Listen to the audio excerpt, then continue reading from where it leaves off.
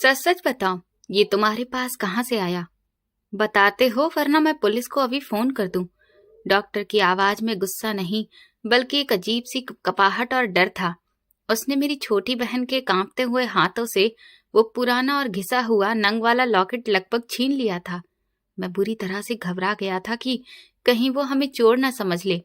मेरी बहन डरकर मेरे पीछे छुप गई थी। डॉक्टर साहब, ये हमारा ही लॉकेट है, हमने कोई चोरी नहीं की है। मैं चिल्लाकर बोला और आगे बढ़ा ताकि अपनी बहन को बचा सकूं।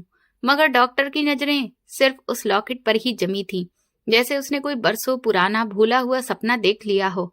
उसके माथे पर पसीना आ चुका था। झूठ मत बोलो लड़के, ये लॉकेट कोई साधारण नहीं है। ये तो सालों पहले कहीं खो गया था। ये तुम जैसे लोगों के हाथों तक कैसे पहुंच सकता है? उस माहौल में मौत जैसा सन्नाटा पसर गया था। वहीं स्ट्रेचर पर मेरी माँ अपनी आखिरी सांसें ले रही थी, जिसकी जिंदगी और मौत का फैसला अब उस लॉकेट से ही जुड़ा हुआ था। मेरा नाम अभिनंदन है। मैं एक ऐसे घराने से ताल्लुक रखता हूँ जहां इच्छाएं जन्म लेते ही दम तोड़ देती हैं। गरीबी हमारे घर की दहलीज पर इस तरह से जमी हुई थी जैसे वो कोई बिन बुलाए मेहमान नहीं, बल्कि उस घर की मालकिन हो। मेरे पापा मेरे बचपन में ही इस दुनिया से चल बसे थे। उनका चेहरा भी मुझे ठीक से याद नहीं था, बस एक धुंधली सी तस्वीर मेरे दिमाग में थी। पर जब पिता का साया सर से उठ जाता है तो दुनिया की धूप बहुत तेज लगने लगती है। लेकिन हमारी माँ ने हमारे लिए खुद को किसी घने पेड़ की छांव जैसा बना लिया था। माँ ने हमें पाल पोस कर बड़ा किया था। वह हमारे लिए सिर्फ माँ नहीं थी, बल्कि पूरी दुनिया थी। वो सुबह सुबह उठती और लोगों के घरों में जाती, कभी किसी के बर्तन धोती तो कभी किसी के कपड़े। शाम को जब वो थकी हारी घर लौटती तो उनके हाथ में हमारे लिए रोटी और आंखों में ममता की चमक होती थी। हमारी जिंदगी बहुत मुश्किल से गुजर रही थी, लेकिन फिर भी खुश थे। माँ हमारे लिए घरों में काम करती थी और हमारे सारे खर्चे उठाती थी। जैसे तैसे मैंने इंटर पास किया, लेकिन हालात ने आगे पढ़ने की इजाजत नहीं दी। घर के चूल्हे को ठंडा होने से बचाने के लिए मुझे भी हाथ पैर मारने पड़े। काफी तलाश के बाद मुझे शहर के एक ठीक ठाक होटल में बर्तन धोने का काम मिल गया। होटल के पिछले हिस्से में बैठकर जूठे बर्तनों के ढेर को साफ करना मेरा रोज का रूटीन था। हाथों में साबुन की जलन और पानी की ठंडक बस चुकी थी, लेकिन महीने के आखिर में मिलने वाले चंद हजार रुपए जब मैं माँ की हथेली पर रखता तो मुझे लगता जैसे मैंने पूरी दुनिया जीत ली हो। मैं चाहता था कि अपनी माँ को जिंदगी का हर सुख दूं। मैं चाहता था कि वो अब काम करना छोड़ दें और घर पर आराम करें। लेकिन शायद हमारी किस्मत की किताब में गरीबी की स्याही कुछ ज्यादा ही गाढ़ी थी। मुझसे छोटी एक बहन भी थी जिसकी उम्र सिर्फ 12 साल थी। उसका नाम करिश्मा था। वो बहुत समझदार और प्यारी बच्ची थी। हम दोनों बहन भाई की जान हमारी माँ में ही बसती थी। करिश्मा एक सरकारी स्कूल में पढ़ती थी। उसे पढ़ने का बहुत शौक था और वो अक्सर रात को लैंप की धीमी रोशनी में अपना होमवर्क करती थी। मुझे होटल से कम सैलरी मिलती थी, लेकिन मेरी माँ उसमें भी गुजारा कर लेती थी। वो खुद रूखी सूखी खा लेती, मगर हमारे लिए अच्छा खाना बचा कर रखती थी। उन्होंने कभी अपनी जरूरतों का जिक्र नहीं किया। उनके कपड़े जगह जगह से फटे होते थे, जिन पर पैबंद लगे होते थे। उनकी चप्पल भी घिस चुकी थी, लेकिन हमारी फरमाइशें पूरी करने में वो कभी भी पीछे नहीं हटती थी। वक्त अपनी रफ्तार से चल रहा था कि एक दिन अचानक हम पर मुसीबत के बादल मंडराने लगे। माँ की तबीयत अचानक खराब रहने लगी। शुरू में उन्हें हल्का सा सिर दर्द रहता, जिसे वो थकावट का नाम दे देती थी। वो सिर पर कसकर कपड़ा बांधती और फिर काम पर निकल जाती। मैं उनसे कहता कि मम्मी आज छुट्टी कर लो, तो वो मुस्कुराकर कहती कि अगर मैं घर पर बैठ गई तो फिर घर की गाड़ी कैसे चलेगी। लेकिन फिर दर्द काफी तेज होने लगा। उन्हें चक्कर आने लगे और कई बार वो काम करते करते गिरते गिरते बचती। मैंने मम्मी को लोगों के घरों में काम करने जाने से रोक दिया। मैंने उन्हें कसम देकर कहा कि अब मैं खुद काम करूंगा और ज्यादा मेहनत करूंगा, आप बस घर पर आराम करिए। मेरी जिद के आगे उन्होंने हथियार डाल दिए, मगर उनकी आंखों में फिक्र साफ दिखाई देती थी। अब घर की सारी जिम्मेदारी मेरे कंधों पर थी। होटल का मालिक बड़ा ही सख्त मिजाज आदमी था और काम का बोझ भी बहुत ज्यादा था, मगर माँ की खातिर मैं सब कुछ बर्दाश्त कर रहा था। धीरे धीरे माँ की तबीयत और ज्यादा खराब रहने लगी। वो अपना इलाज भी नहीं करवाती थी। उन्हें हमेशा यही चिंता रहती थी कि हमारे खर्चे पूरे हो जाएं और हम दोनों भाई बहन भूखे ना रहें। जब भी मैं माँ से दवा लेने की बात करता तो वो कहती कि मैं ठीक हूँ बेटा, दवा भला किस बात की लूं, बस थोड़ी सी ही तो कमजोरी है। वो हमें तसल्ली देती, लेकिन उनका पीला पड़ता चेहरा देख मुझे कुछ और ही कहानी समझ में आ रही थी। मैं और करिश्मा जानते थे कि माँ की कमजोरी बढ़ती जा रही है। रात को जब हम सो जाते तो मैं अक्सर माँ के करहाने की आवाजें सुनता। वो अपना दर्द छुपाने के लिए मुंह में कपड़ा दबा लेती थी ताकि हमारी नींद खराब ना हो। ये देखकर मेरा कलेजा फट जाता था। देखते ही देखते माँ के सिर में भयंकर दर्द होने लगा और उल्टियां भी शुरू हो गईं। अब वो उस दर्द को बर्दाश्त भी नहीं कर पा रही थी। एक रात दर्द बढ़ने पर वो जोर जोर से चिल्लाने लगी। वो अपना सिर दीवार से मारने लगी। मैं और करिश्मा बुरी तरह से घबरा गए। मैं भागकर पड़ोस से एक आंटी को बुलाकर लाया, लेकिन वो भी कुछ नहीं कर सकी। माँ की हालत देखकर मेरे हाथ पांव फूल गए थे। उस वक्त मेरे पास बस कुछ ही रुपए थे। मैं माँ को तुरंत रिक्शे में बिठाकर पास के सरकारी अस्पताल लेकर गया। वहां का नजारा देखकर तो मेरा दिल ही और ज्यादा टूट गया। मरीजों की भारी भीड़ थी और डॉक्टरों की लापरवाही अपनी चरम सीमा पर थी। वहां कोई पूछने वाला नहीं था। हम घंटों लाइन में खड़े रहे। जब बारी आई तो डॉक्टर ने माँ की नब्ज तक ठीक से चेक नहीं की, बस थोड़ी बहुत पूछताछ करके कुछ दवाइयां लिख दी और कह दिया कि ये ले लो, अपने आप ही ये ठीक हो जाएंगी। डॉक्टर साहब, मेरी माँ बहुत तकलीफ में है, इन्हें एडमिट कर लीजिए, मैंने उससे रिक्वेस्ट की। डॉक्टर ने बेरुखी से कहा कि यहाँ बेड खाली नहीं है, ये दवाइयां खिला दो, आराम हो जाएगा। उन्होंने 2 दिन की दवा दी और हमें वापस घर भेज दिया। हम मायूस होकर लौट आए। दवा खाने से भी कोई खास फायदा नहीं हुआ, बल्कि दवा का असर खत्म होते ही दर्द पहले से ज्यादा हो गया। माँ का दर्द बढ़ता जा रहा था और हम दोनों बहन भाई की परेशानी भी। करिश्मा माँ के सिर के पास बैठकर सारी रात उनका सिर दबाती रहती और रोती रहती। माँ उसे दिलासा देने की कोशिश करती, लेकिन दर्द की लहरें उन्हें बोलने नहीं देती थी। घर के हालात अब बहुत बुरे होते जा रहे थे। मेरी सैलरी महीने के पहले हफ्ते में ही खत्म हो चुकी थी। उधार मांगने की मेरी हिम्मत नहीं थी, क्योंकि पहले ही दुकानदारों का कर्ज मेरे सिर पर चढ़ा हुआ था। माँ की हालत देखकर मैं काम पर ही भी ठीक से ध्यान नहीं दे पा रहा था। कई बार होटल के मालिक ने मुझे डांटा और नौकरी से निकाल देने की धमकी भी दी। अगर काम नहीं करना है तो अपने घर बैठो, मुझे कामचोर लोग यहाँ पर नहीं चाहिए। उसने सबके सामने मेरी बेइज्जती की थी। मैं खून के आंसू पीकर रह गया, क्योंकि मुझे पैसों की सख्त जरूरत थी। एक शाम जब मैं घर लौटा तो देखा कि माँ फर्श पर बेहोश पड़ी थी और करिश्मा उनके पास बैठी बुरी तरह से रो रही थी। भैया, मम्मी उठ नहीं रही हैं, देखो क्या हो गया है मम्मी को। करिश्मा की आवाज में डर साफ था। मैंने मम्मी को जोर से झंझोड़ा, पानी के छींटे मारे, लेकिन वो बिल्कुल भी नहीं हिली। उनकी सांस उखड़ सी रही थी। मुझे समझ आ गया कि अब पानी सिर से ऊपर गुजर गया है। सरकारी अस्पताल वाले अब दोबारा कुछ नहीं करेंगे और माँ की हालत अब ऐसी नहीं थी कि हम और ज्यादा इंतजार करें। मेरे पास अब और कोई चारा नहीं था सिवाय इसके कि किसी प्राइवेट डॉक्टर के पास जाऊं। लेकिन प्राइवेट हॉस्पिटल का नाम दिमाग में आते ही जेब खाली होने का एहसास मन को बहुत चुभता था। मगर मैं क्या कर सकता था? माँ की जान से बढ़कर कुछ भी नहीं था। मैंने फैसला कर लिया कि अब चाहे कुछ भी हो जाए, मैं माँ का इलाज करवाऊंगा। मैंने करिश्मा को तसल्ली दी और माँ को उठाकर मोहल्ले के एक प्राइवेट क्लिनिक की तरफ भागा। वहां डॉक्टर ने थोड़ा बहुत चेकअप किया और उसके बाद उसके चेहरे पर गंभीरता आ गई। उसने कहा कि उनकी हालत तो काफी खराब है, इनका ब्लड प्रेशर बहुत हाई है और दिमाग की हालत भी ठीक नहीं लग रही है। इन्हें तुरंत ही किसी बड़े हॉस्पिटल में लेकर जाओ और इनका MRI करवाओ। मुझे शक है कि इनकी बीमारी सिर्फ सिर दर्द से भी कहीं ज्यादा गंभीर है। डॉक्टर के इन शब्दों ने मेरे पैरों तले से जमीन खिसका दी थी। MRI और बड़ा हॉस्पिटल, ये सब तो मेरे लिए किसी पहाड़ से कम नहीं था।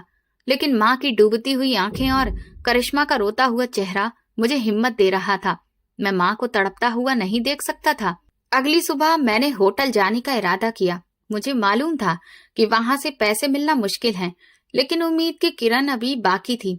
मैंने सोचा कि मालिक के कदमों में गिर जाऊंगा, उनके आगे हाथ जोड़ूंगा कि मुझे अगले महीने की तनख्वाह एडवांस में दे दें, ताकि मैं माँ के टेस्ट करवा सकूं। घर से निकलते वक्त मैंने माँ के माथे पर हाथ फेरा। वो तप रहा था। करिश्मा ने मेरा हाथ पकड़ा और बोली, भैया, मम्मी ठीक हो जाएंगी ना? उसकी मासूम आंखों में जो सवाल था, उसका जवाब मेरे पास नहीं था। मैंने बस सिर हिला दिया और तेजी से बाहर निकल आया। मेरा दिल डर से धक धक कर रहा था। अगर मालिक ने पैसे नहीं दिए तो क्या होगा? अगर माँ को कुछ हो गया तो हम किसके सहारे जिएंगे? ये सवाल मेरे दिमाग में हथौड़े की तरह बरस रहे थे। होटल पहुंचकर मैं सीधा अपने मालिक के ऑफिस की तरफ गया। मेरे कदम भारी थे और जुबान बिल्कुल सूख चुकी थी। मैंने दरवाजे पर दस्तक दी और अंदर दाखिल हुआ। मालिक अपनी कुर्सी पर बैठे नोट गिन रहे थे। मुझे देखकर उन्होंने अपनी भौहें ऊपर चढ़ा ली। क्या बात है अभिनंदन, अभी तो काम का वक्त है, फिर तुम यहाँ क्या कर रहे हो? उन्होंने बड़े ही कड़क अंदाज में कहा।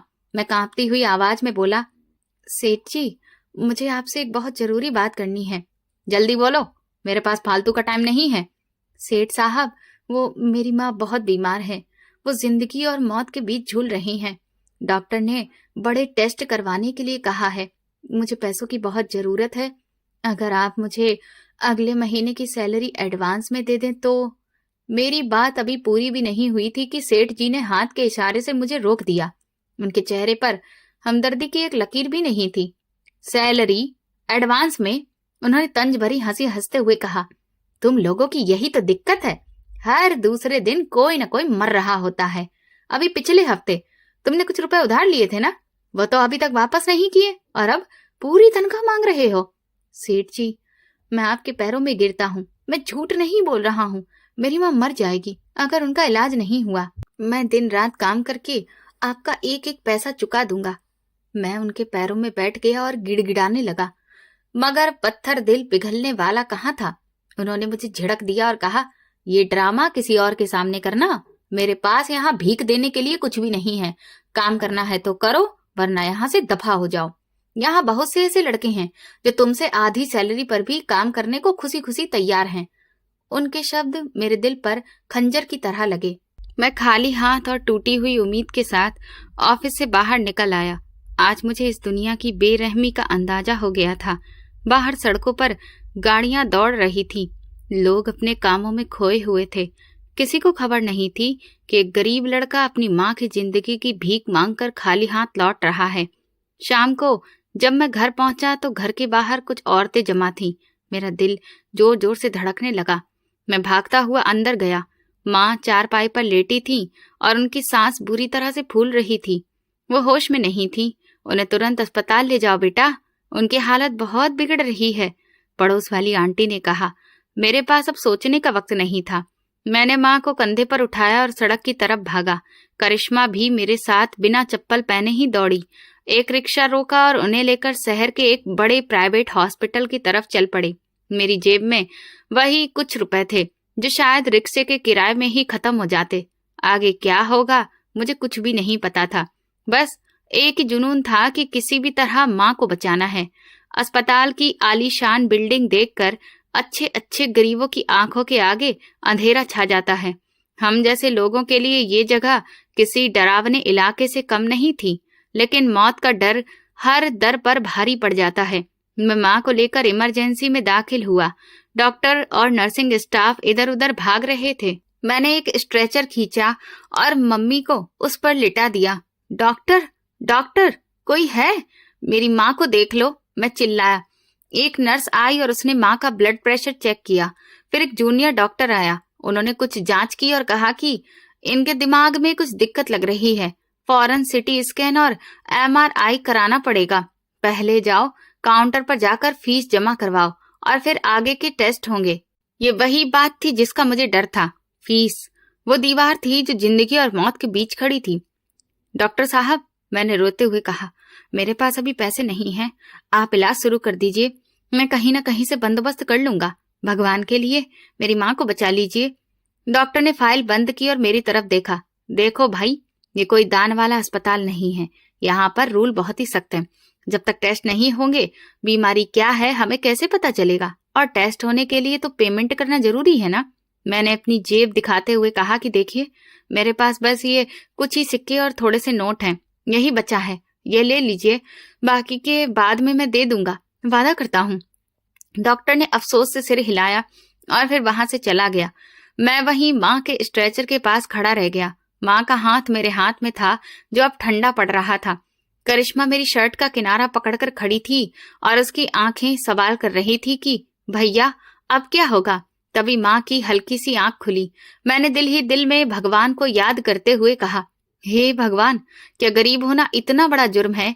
क्या मेरी माँ को जीने का कोई हक नहीं है? मैं स्ट्रेचर के पास खड़ा कांप रहा था और मेरी नजरें डॉक्टर के सफेद कोट की पीठ पर जमी थी, जो हमें मायूसी के अंधेरे कुएं में धकेल कर जा चुका था। अस्पताल की गैलरी में अजीब सी बदबू थी, जो दवाइयों और मौत के खौफ से मिलकर बनी हुई थी। मैंने एक बार फिर हिम्मत जुटाई और अस्पताल के रिसेप्शन की तरफ भागा, जहां एक उम्रदराज शख्स कंप्यूटर पर कुछ टाइप कर रहा था।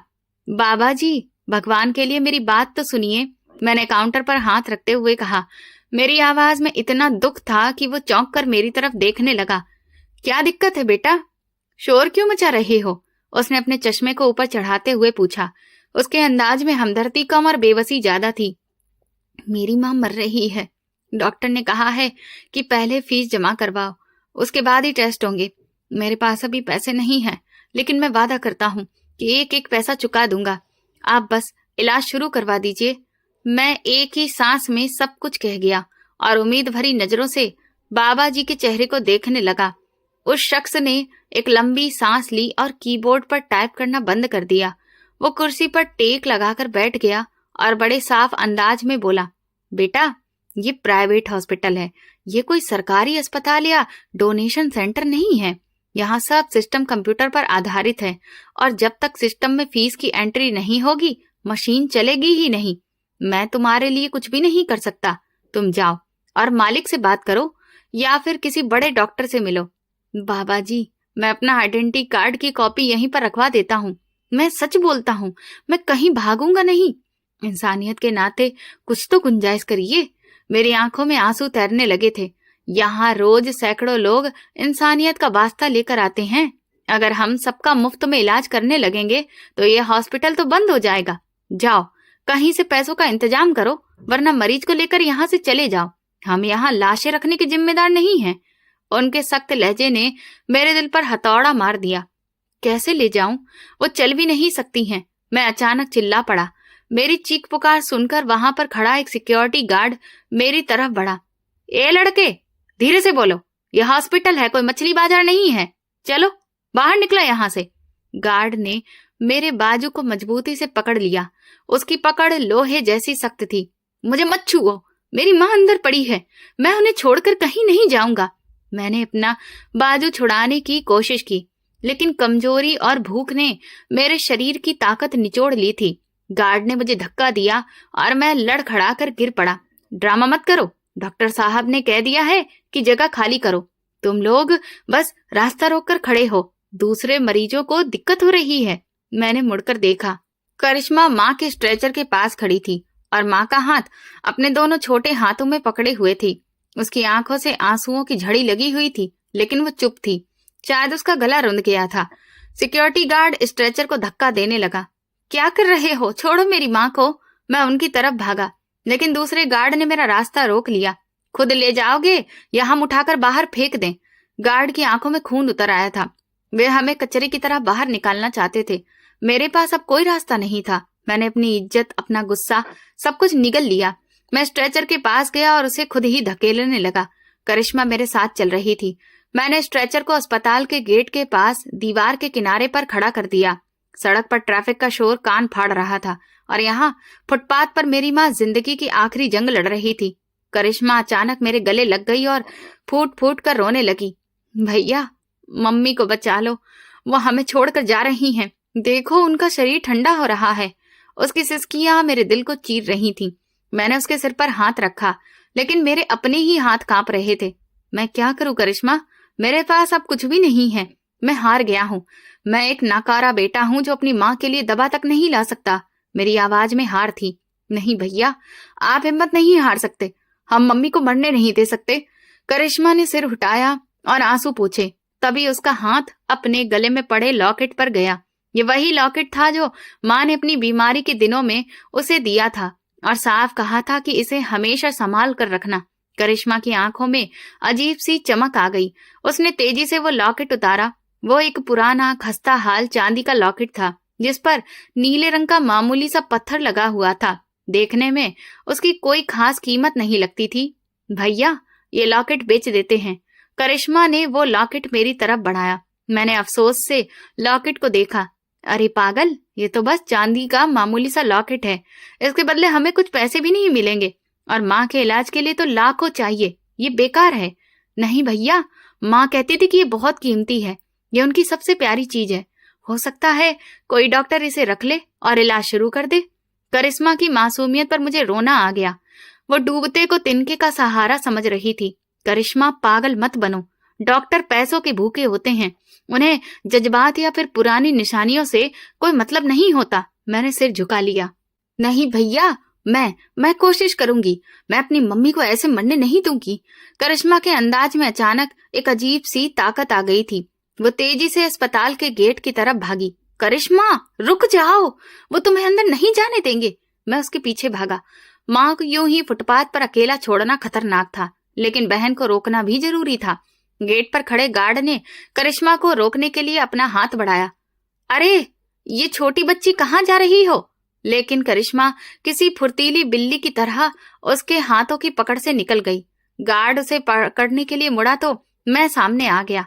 मैंने गार्ड के सामने हाथ जोड़ दिए। भैया, उसे जाने दीजिए, बस 1 मिनट के लिए। वो बच्ची है। गार्ड ने मुझे धक्का देकर दूर हटा दिया और करिश्मा के पीछे भागा।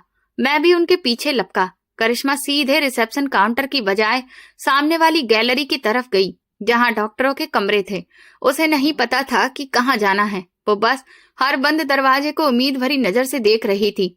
सामने एक बड़े कमरे का दरवाजा खुला था, जिस पर हेड ऑफ डिपार्टमेंट का बोर्ड लगा था। करिश्मा बिना दस्तक दिए उस कमरे के अंदर चली गई। अंदर एक अधेड़ उम्र का डॉक्टर बैठा फाइलें देख रहा था। कमरे की खामोशी करिश्मा की सिसकती आवाज से टूट गई। डॉक्टर एकदम से चौंक कर खड़ा हो गया। उसके चेहरे पर घमंड और गंभीरता थी। ये क्या बदतमीजी है? कौन हो तुम, और यहाँ अंदर कैसे आ गई? डॉक्टर की आवाज में रौब था। उसी वक्त पीछे से गार्ड भी अंदर आ गया। उसकी सांस फूली हुई थी। सॉरी सर, ये लड़की जबरदस्ती अंदर घुसाई है। मैं इसे अभी बाहर निकालता हूँ। गार्ड आगे बढ़ा और करिश्मा का बाजू पकड़ने की कोशिश की। खबरदार, जो मुझे हाथ लगाना। करिश्मा इतनी जोर से चिल्लाई कि गार्ड एक पल के लिए रुक गया। उसकी आवाज में शेरनी जैसी गरज थी, जो उसकी उम्र से कहीं बड़ी थी। मैं भी तभी कमरे के दरवाजे पर पहुंच गया। अंदर घुसते ही हांफते हुए बोला, डॉक्टर साहब, माफ करिए, ये मेरी बहन है। हम लोग बहुत परेशान हैं। करिश्मा ने मेरी और गार्ड की परवाह किए बिना मुट्ठी में दबा हुआ वो लॉकेट निकाला और डॉक्टर के सामने रखी मेज पर जोर से पटक दिया। लॉकेट टकराने से कड़क आवाज हुई और वो सीधे डॉक्टर की नजरों में आ गया। ये ले लीजिए, ये हमारे घर की सबसे कीमती चीज है। आप इसे रख लीजिए। मेरी माँ कहती थी कि ये उसकी जान है। आप इसे रख लीजिए और मेरी माँ की जान बचा लीजिए। इसके अलावा हमारे पास देने के लिए कुछ भी नहीं है। करिश्मा की आवाज रोते रोते भर गई थी, लेकिन उसकी हिम्मत नहीं टूटी थी। डॉक्टर ने पहले गुस्से से करिश्मा को देखा, फिर उसकी नजर मेज पर पड़े उस पुराने लॉकेट पर गई। जैसे ही उसकी नजर उस नीले पत्थर और खास बनावट वाले लॉकेट पर पड़ी, उसके चेहरे के भाव एकदम बदल गए। उसकी आंखें हैरत से फैल गईं।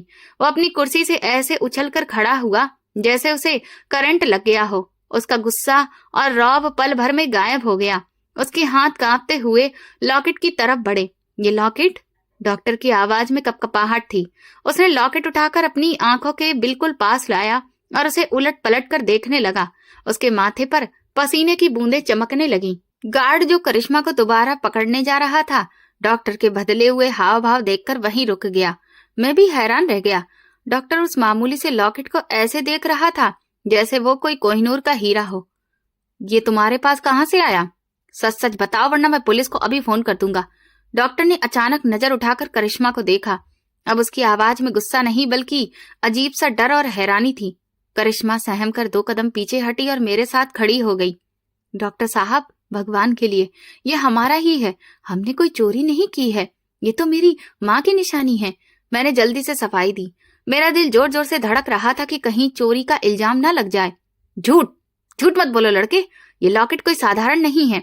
ये तो सालों पहले कहीं खो गया था, ये तुम जैसे लोगों के हाथों तक कैसे पहुंच गया? ये किसका है? डॉक्टर मेज के चक्कर लगाता हुआ मेरे पास आ गया। उसकी सांसें तेज चल रही थी। ये मेरी माँ का लॉकेट है, वो बाहर फुटपाथ पर मर रही है। अगर आपको भरोसा नहीं है तो जाकर देख लीजिए। करिश्मा रोते हुए बोली। आप ये रख लीजिए, बस उनका इलाज कर दीजिए। फुटपाथ पर डॉक्टर ने लॉकेट को मुट्ठी में भींच लिया और किसी पागल की तरह बोला, फिर दरवाजे की तरफ भागा। कहाँ है वो? किस जगह पर? वो हमें कमरे में यूं ही छोड़कर पागलों की तरह गैलरी में दौड़ पड़ा। गार्ड और बाकी स्टाफ हैरत से उसे भागते हुए देख रहे थे। मैं और करिश्मा भी उसके पीछे भागे। हमें समझ नहीं आ रहा था कि ये सब क्या हो रहा है। जो डॉक्टर 1 मिनट पहले हमें बाहर निकाल रहा था, वही लॉकेट देखकर इतना बेचैन क्यों हो गया था? डॉक्टर भागता हुआ गेट से बाहर निकला और उसकी नजर दीवार के सहारे पड़ी हुई मेरी माँ पर पड़ी। वो वहीं रुक गया। उसकी सांस बुरी तरह फूल रही थी। उसने धीरे धीरे माँ के चेहरे को देखा जो दर्द से पीला पड़ चुका था। माँ की आंखें बंद थीं। डॉक्टर ने माँ के चेहरे को ध्यान से देखा, फिर उसने अपनी जेब से चश्मा निकाला, लगाया और झुककर माँ के माथे के बालों को हल्के से हटाया। वहां मौजूद एक पुराने निशान को देखकर उसके मुंह से निकल पड़ा, हे भगवान। वो वहीं सड़क पर घुटनों के बल बैठ गया। उसकी आंखों से आंसू बहने लगे। उसने कांपते हाथों से माँ का हाथ पकड़ा। स्ट्रेचर लेकर आओ, जल्दी करो, वो जोर से चिल्लाया। उसकी आवाज में इतनी घबराहट थी कि हॉस्पिटल का स्टाफ जो पहले तमाशा देख रहा था फौरन हरकत में आ गया। डॉक्टर साहब, लेकिन फीस? काउंटर वाले बाबा ने उसे रोकने की कोशिश की। भाड़ में जाए फीस। अगर इस पेशेंट को कुछ हुआ तो किसी की खैर नहीं है। जल्दी से इन्हें अंदर लेकर चलो, तुरंत। इनके सारे टेस्ट किए जाएं। डॉक्टर का गुस्सा तो देखने के लायक था। वार्ड बॉय दौड़ते हुए आए और स्ट्रेचर को अंदर की तरफ लेकर जाने लगे। डॉक्टर खुद स्ट्रेचर के साथ साथ भाग रहा था। उसने माँ का हाथ नहीं छोड़ा था। वो बार बार लॉकेट को देखता और फिर माँ के चेहरे को। भैया, मम्मी को क्या हुआ है? और ये डॉक्टर अंकल रो क्यों रहे हैं? करिश्मा ने हैरानी से मेरी तरफ देखते हुए पूछा। मुझे कुछ भी नहीं पता करिश्मा, बस तुम प्रार्थना करो कि माँ बच जाए। मैंने उसका हाथ पकड़ा और हम भी फिर स्ट्रेचर के पीछे ही भागे। कुछ देर पहले तक जो दरवाजे हमारे लिए बंद थे वे अब खुद ही खुलते जा रहे थे। कई घंटों तक माँ के टेस्ट हुए। जब सारे टेस्ट पूरे हो गए तो माँ को ऑपरेशन थिएटर की तरफ ले जाया गया। डॉक्टर लगातार नर्सों को हिदायतें दे रहा था। ब्लड बैंक से खून मंगवाओ और डॉक्टर खन्ना को फोन करो। मुझे न्यूरोलॉजिस्ट की पूरी टीम अभी के अभी चाहिए। जब स्ट्रेचर ऑपरेशन थिएटर के दरवाजे पर पहुंचा तो डॉक्टर रुक गया। उसने मुड़कर हमारी तरफ देखा। उसकी आंखें लाल थीं। वो मेरे पास आया और फिर मेरे कंधे पर हाथ रखा। घबराने की जरूरत नहीं है। जब तक मेरी सांस में सांस है, मैं उन्हें कुछ नहीं होने दूंगा। उसके लहजे में जो अपनापन था वो मैंने पहले कभी किसी डॉक्टर में नहीं देखा था। थिएटर का दरवाजा बंद हुआ और लाल बत्ती जल उठी। मैं और करिश्मा बाहर बेंच पर ढह से गए। हमारी सांसें अभी तक ठीक नहीं हुई थीं। कई घंटे बीत चुके थे और हम बहुत बुरी तरह से थक चुके थे। करिश्मा का हाथ अपने खाली गले पर गया और फिर उसने मेरी तरफ देखा। भैया, वो लॉकेट, आखिर उसमें ऐसा क्या जादू था? डॉक्टर अंकल ने उसे देखते ही ऐसे सब कुछ कैसे बदल दिया? मैं खुद हैरान हुआ। करिश्मा, जरूर कोई बहुत बड़ा राज है जो माँ ने हमसे छुपा रखा है। मैंने दीवार से कमर टेक लगा ली। मेरा दिमाग उलझन का शिकार था। वो डॉक्टर आखिर कौन था? उसे लॉकेट कैसे पहचानता था? और वो माँ के चेहरे को देखते हुए इस तरह से रोने क्यों लगा? ये सवाल अब सांप बनकर मेरे दिमाग में रेंग रहे थे। लेकिन एक बात तय थी कि उस मामूली से लॉकेट ने वो कर दिखाया था जो मेरी सारी मिन्नतें और फरियादें नहीं कर पाई थी। अचानक ऑपरेशन थिएटर का दरवाजा खुला और एक नर्स तेजी से बाहर आई।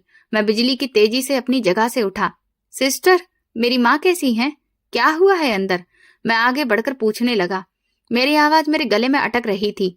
नर्स ने रुककर मुझे देखा और उसके चेहरे पर वो सख्ती नहीं थी जो पहले दिख रही थी। उसने नरमी से जवाब दिया, आप फिक्र मत करिए, डॉक्टर साहब खुद सर्जरी कर रहे हैं।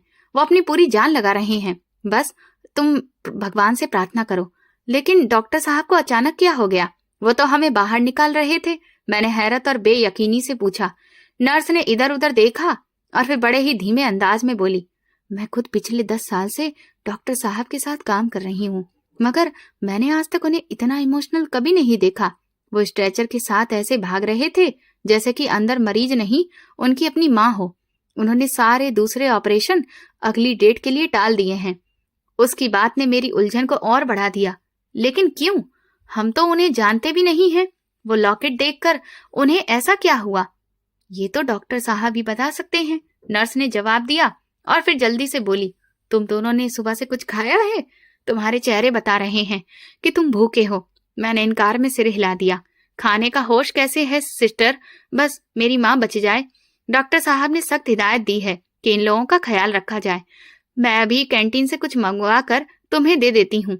ये कहकर वो वहां से चली गई। मैं वापस बेंच पर बैठ गया। करिश्मा ने सिर उठाया और सवालिया नजरों से मुझे देखा। भैया, ये सब क्या हो रहा है? ये लोग अचानक इतने मेहरबान कैसे हो गए? मुझे नहीं पता करिश्मा। शायद भगवान ने हमारी सुन ली है। शायद वो लॉकेट वाकई में कोई करिश्मा है। मैंने उसके बालों पर हाथ फेरते हुए कहा। दिल में अजीब सी बेचैनी थी, लेकिन जुबान खामोश थी। थोड़ी देर बाद वही काउंटर वाला आदमी हमारे पास आया जिसने फीस के लिए हमें झिड़क दिया था। उसके हाथ में 2 जूस के डिब्बे और सैंडविच थे। वो शर्मिंदा सा लग रहा था। बेटा, ये ले लो, डॉक्टर साहब का ऑर्डर है। उसने वो चीजें हमारी तरफ बढ़ा दी। मैंने उसकी तरफ देखा। अंकल, थोड़ी देर पहले तो आप कह रहे थे कि ये कोई डोनेशन सेंटर नहीं है, फिर अब ये सब क्यों? मेरे अंदाज में शिकायत थी। वो शख्स थोड़ा सहम गया। देखो बेटा, हम तो यहाँ नौकर हैं। हमें जो ऊपर से ऑर्डर मिलता है हम तो वही करते हैं ना। डॉक्टर साहब ने अस्पताल सिर पर उठा लिया है। उन्होंने कहा है कि अगर उन बच्चों को जरा सी भी दिक्कत हुई तो सबकी नौकरी खत्म। अब तुम ये खा लो, वरना हमारी मुसीबत बढ़ जाएगी। करिश्मा ने भूख से जूझते हुए वो डिब्बा पकड़ लिया। मैंने भी कुछ खाया तो मेरा गला थोड़ा शांत हुआ। वक्त धीरे धीरे गुजर रहा था। अब तो 3 घंटे हो चुके थे, लेकिन वो लाल बत्ती बंद होने का नाम ही नहीं ले रही थी। आखिरकार थिएटर का द्वारा से दरवाजा खुला और इस बार खुद डॉक्टर बाहर आए। उन्होंने सर्जरी वाले कपड़े पहने थे और मास्क उनके गले में लटक रहा था।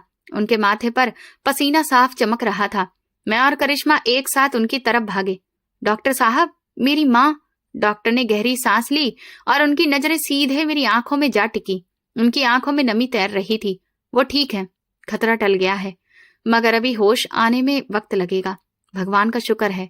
करिश्मा वहीं हाथ जोड़कर भगवान से प्रार्थना करने लगी। मेरी आंखों से भी आंसू बह निकले।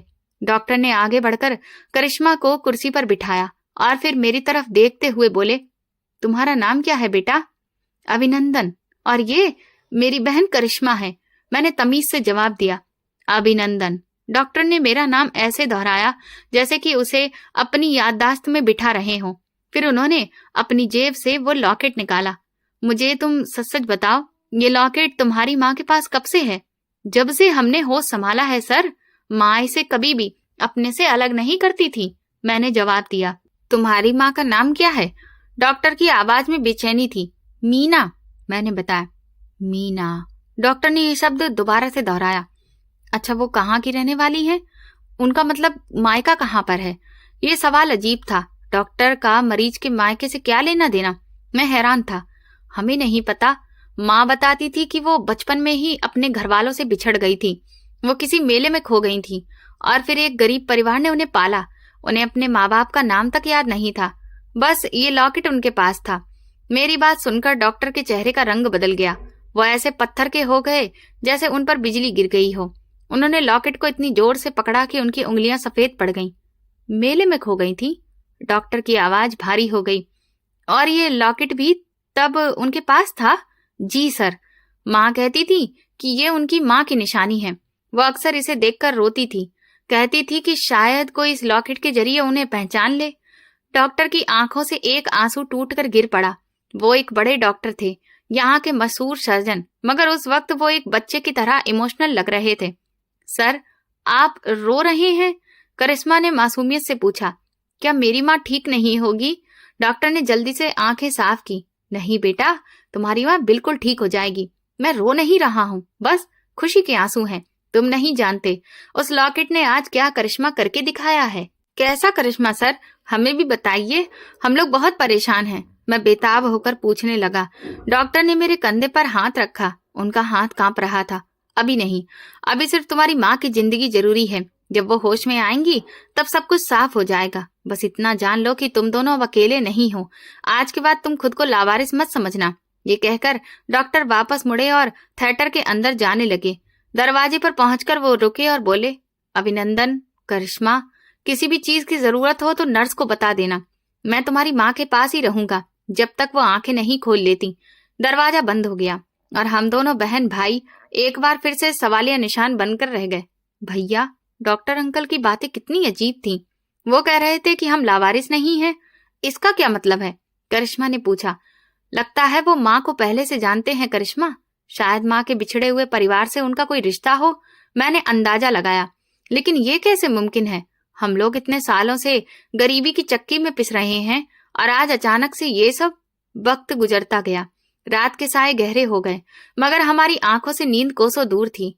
हॉस्पिटल का स्टाफ अब हमें वीआईपी प्रोटोकॉल दे रहा था। हमें एक प्राइवेट कमरे में शिफ्ट कर दिया गया था, जहां बहुत आरामदायक सोफे पड़े थे, मगर हमारा दिल वहीं ऑपरेशन थिएटर के बाहर अटका हुआ था। रात के पिछले पहर दरवाजा खुला और डॉक्टर बाहर से आए। इस बार उनके चेहरे पर थकावट थी, मगर आंखों में एक अजीब सी चमक थी। बधाई हो बच्चों, डॉक्टर ने मुस्कुराते हुए कहा। तुम्हारी माँ को होश आ गया है। ऑपरेशन कामयाब रहा। हम दोनों खुशी से उछल पड़े। क्या क्या हम उनसे मिल सकते हैं? अभी तुरंत नहीं, उन्हें अभी आईसीयू में शिफ्ट किया जा रहा है। थोड़ी देर बाद जब वो थोड़ा ठीक हो जाएंगी तब मैं खुद तुम्हें उनके पास लेकर जाऊंगा, डॉक्टर ने कहा। सर, आपका बहुत बहुत शुक्रिया, आपने हमारी जिंदगी बचा ली। मैंने डॉक्टर के पैर छूने की कोशिश की, लेकिन उन्होंने मुझे झुकने नहीं दिया। शुक्रिया मेरा नहीं, बल्कि उस भगवान से कहो जिसने तुम्हें यहाँ पर भेज दिया। डॉक्टर ने मुझे कंधे से पकड़कर मेरी आंखों में देखा। और उस लॉकेट को भी शुक्रिया कहो। अगर वो लॉकेट नहीं होता तो शायद मैं उन्हें एक साधारण मरीज समझकर नजरअंदाज कर देता, लेकिन कुदरत को कुछ और ही मंजूर था। सर, अब तो आप बता दीजिए, आखिर इस लॉकेट का राज क्या है? मैंने फिर से जोर दिया। डॉक्टर ने गहरी सांस ली। ये राज तुम्हारी माँ ही खोलेंगी। कुछ दिन इंतजार करो और उनकी हालत को थोड़ा सा ठीक होने दो। फिर तकरीबन 1 हफ्ता बीत चुका था। एक दिन डॉक्टर हमारे पास आए और बोले, चलो मेरे साथ चलो। उन्होंने हमें अपने साथ चलने का इशारा किया। हम धड़कते हुए दिल के साथ उनके पीछे पीछे चल पड़े। आईसीयू के शीशे के पार माँ लेटी हुई थी। उनके सिर पर पट्टी बंधी थी और वो बहुत कमजोर लग रही थी, मगर उनकी आंखें खुली थी। डॉक्टर हमें अंदर लेकर गए। माँ की नजर जैसे ही हम पर पड़ी, उनके होंठों पर एक हल्की सी मुस्कुराहट आ गई। हम लोग भागकर उनके बेड के करीब गए। मम्मी, करिश्मा ने उनका हाथ पकड़ लिया। मैं ठीक हूँ बेटा। माँ की आवाज बहुत धीमी थी। डॉक्टर हमारे पीछे खामोशी से खड़े थे। फिर वो धीरे धीरे आगे बढ़े। माँ की नजर जैसे ही डॉक्टर पर पड़ी, वो चौंक गईं। डॉक्टर ने अपना मास्क पूरी तरह से हटा दिया था और सिर से टोपी भी उतार दी थी। माँ ने अपनी धुंधली आंखों को सिकोड़ा। वो डॉक्टर के चेहरे को ध्यान से देखने लगी। फिर उनकी नजर डॉक्टर के हाथ में मौजूद उस लॉकेट पर गई जो डॉक्टर ने अपने हाथ में पकड़ रखा था। माँ ने कुछ कहना चाहा, मगर शब्द साथ नहीं दे रहे थे। डॉक्टर बेड के किनारे पर बैठ गए। उनकी आंखों से आंसू बहने लगे। उन्होंने माँ का हाथ अपने दोनों हाथों में पकड़ लिया और भरी हुई आवाज में बोले, पहचानो मौसी, अपनी बहन की निशानी भी भूल गई। माँ की आंखें हैरत से फैल गईं। मौसी? कमरे में सन्नाटा पसर गया, जहां सिर्फ मशीन की बीप की आवाज आ रही थी। मेरी माँ मीना, जो अभी अभी मौत के मुंह से वापस आई थी, हैरत से फटी आंखों से उस डॉक्टर को देख रही थी, जो डॉक्टर कम और बिछड़ा हुआ अपना ज्यादा लग रहा था। तुम ये क्या कह रहे हो बेटा? माँ की आवाज में हैरत थी, लेकिन उसमें छुपी बेचैनी साफ महसूस की जा सकती थी। मैं तुम्हारी मौसी कैसे हो सकती हूँ? मेरा तो इस दुनिया में कोई भी नहीं है। डॉक्टर ने अपनी आंखों से बहते आंसुओं को साफ नहीं किया, बल्कि फिर से उस लॉकेट को आगे बढ़ाया और फिर अपने कोट की जेब से एक दूसरा लॉकेट निकालकर हथेली पर रख दिया। ये देखो मौसी, डॉक्टर की आवाज इमोशन से भरी थी। एक लॉकेट आपकी बेटी करिश्मा लेकर आई थी और दूसरा लॉकेट मेरी माँ के पास है। ध्यान से देखिए, दोनों बिल्कुल एक जैसे हैं। माँ ने कांपते हाथों से दोनों लॉकेट उठाए। उनकी आंखों में पहचान की एक चमक उभरी। अरे, ये तो बिल्कुल मेरे लॉकेट जैसा है। ये तुम्हारे पास कहाँ से आया? ये मेरी माँ ने मुझे दिया था। डॉक्टर ने माँ के हाथों को अपने दोनों हाथों में ले लिया। मेरी माँ का नाम सुषमा है। वो आपकी बड़ी बहन है। सुषमा? माँ के होठों से एक सिसकी निकल गई। मेरी सुषमा दीदी, क्या वो जिंदा हैं? हाँ मौसी, वो जिंदा हैं और पिछले कई सालों से आपको ढूंढ रही हैं, डॉक्टर ने जल्दी से कहा। मुझे बचपन से ही उन्होंने यही बताया था कि उनकी एक छोटी बहन मीना थी जो मेले में खो गई थी। उसके पास भी ऐसा ही लॉकेट था। माँ ने मुझे ये लॉकेट देकर कहा था कि अगर जिंदगी में कभी तुम्हें इसके जैसा दूसरा लॉकेट दिख जाए तो समझ लेना कि वो मेरी खोई हुई बहन की निशानी है। मैं और करिश्मा एक दूसरे को देख रहे थे। हमारी माँ जो हमेशा कहती थी कि वो लावारिस है, आज अचानक हमें पता चला कि हमारा भी कोई परिवार है, और वो भी इतना अमीर और इज्जतदार। मुझे अपनी बहन से मिलना है। माँ ने उठने की कोशिश की, मगर कमजोरी की वजह से वह फिर से गिर पड़ी। आराम से मौसी, आप अभी बहुत कमजोर हैं। डॉक्टर ने उन्हें सहारा देकर फिर से लिटा दिया। मैंने मम्मी को फोन कर दिया था, वो रास्ते में थी, बस पहुंचने ही वाली थी। इसके बाद का नजारा तो बहुत ही अजीब था। वो डॉक्टर जो पहले हमारे लिए बिल्कुल अजनबी थे, अब एक पल के लिए भी माँ के करीब से हट नहीं रहे थे, बल्कि हम दोनों से बढ़कर वो माँ का ख्याल रख रहे थे। कभी माँ को अपने हाथ से दवा खिलाते तो कभी नर्सों को हिदायत देते कि यहाँ कोई भी दिक्कत नहीं होनी चाहिए। उनकी आंखों में माँ के लिए ऐसा प्यार था जैसे वो अपनी सगी माँ की सेवा कर रहे हों। अभिनंदन बेटा, इधर आओ। डॉक्टर ने मुझे अपने पास बुलाया। मुझे माफ कर दो बेटा, मैं तुम्हारे साथ बहुत ही सख्ती से पेश आया था। मुझे नहीं पता था कि तुम मेरी मौसी के बेटे हो। नहीं, ऐसी बातें मत करिए, मैं शर्मिंदा हो गया। आपने मेरी माँ की जान बचाई है। आप तो हमारे लिए मसीहा से कम नहीं हैं। मसीहा नहीं, भाई कहो। डॉक्टर ने मुस्कुराकर मुझे गले से लगा लिया। मेरा नाम संजय है। आज से तुम अकेले नहीं हो अभिनंदन, तुम्हारा भाई तुम्हारे साथ है। थोड़ी ही देर के बाद बाहर शोर हुआ और दरवाजा जोर से खुला। एक बुजुर्ग औरत व्हीलचेयर पर अंदर दाखिल हुई। उनके साथ कई लोग थे। वो औरत बहुत कमजोर लग रही थी, मगर उनकी आंखों में बेपनाह तड़प थी। संजय तेजी से आगे बढ़े और अपनी माँ को व्हीलचेयर से उतरने में मदद की। मम्मी देखो, ये कौन है? मेरी माँ ने जैसे ही सामने देखा, उनकी आंखों से आंसू बहने लगे। सुषमा दीदी, मीना। वो बुजुर्ग औरत लड़खड़ाते कदमों से आगे बढ़ी और मेरी माँ के गले लग गई। कमरे में मौजूद हर कोई दंग रह गया। दो बिछड़ी हुई बहनें इतने सालों बाद एक दूसरे से मिल रही थीं। हॉस्पिटल का स्टाफ, नर्सें और डॉक्टर सभी खामोशी से ये नजारा देख रहे थे। हवा में सिर्फ सिसकियों की आवाज थी। तुम कहाँ चली गई थी मीना? सुषमा मौसी ने माँ का चेहरा अपने हाथों में लेकर कहा। मैंने तुम्हें कहाँ कहाँ नहीं ढूंढा।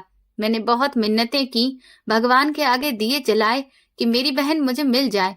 दीदी, मैं तो मेले में खो गई थी, माँ ने रोते हुए बताया। मैं बहुत रोई, बहुत चिल्लाई, लेकिन आप मुझे कहीं नहीं मिली। फिर मुझे एक गरीब परिवार अपने साथ ले गया। उन्होंने मुझे पाला पोसा, लेकिन वो लोग बहुत दूर रहते थे। मुझे अपने घर का पता भी नहीं पता था। मैं तो अनपढ़ थी, मुझे कुछ समझ भी नहीं आता था। मुझे बस आपका नाम और ये लॉकेट याद था। भगवान का लाख लाख शुक्र है कि उसने मरने से पहले हमें मिला दिया। सुषमा मौसी ने हाथ जोड़कर भगवान को धन्यवाद दिया।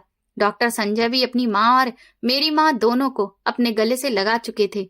मीना संजय के सिर पर हाथ फेरते हुए सुषमा मौसी ने प्यार से कहा, ये तुम्हारा बेटा है। हाँ, ये है संजय है, ये मेरा हीरा है। मौसी ने गर्व से कहा, देखो भगवान का करिश्मा, इसी के हाथों तुम्हारा इलाज होना लिखा था। डॉक्टर संजय ने बताया कि माँ ने उन्हें पहले से ही उस लॉकेट के बारे में बता रखा था, और देखो आज इसी लॉकेट ने हमें मिला दिया। अब आप फिक्र मत करिए मौसी, अब आप कहीं नहीं जाएंगी। डॉक्टर संजय ने माँ के आंसू पोंछे। अब आप हमारे साथ हमारे घर में रहेंगी। अभिनंदन और करिश्मा की पढ़ाई की जिम्मेदारी भी मेरी है। ये सुनकर जैसे हमारे सिर से बहुत बड़ा बोझ उतर गया। मैं, जो कि कल तक होटल में बर्तन धोने वाला एक मामूली सा लड़का था, आज एक डॉक्टर का भाई बन गया था।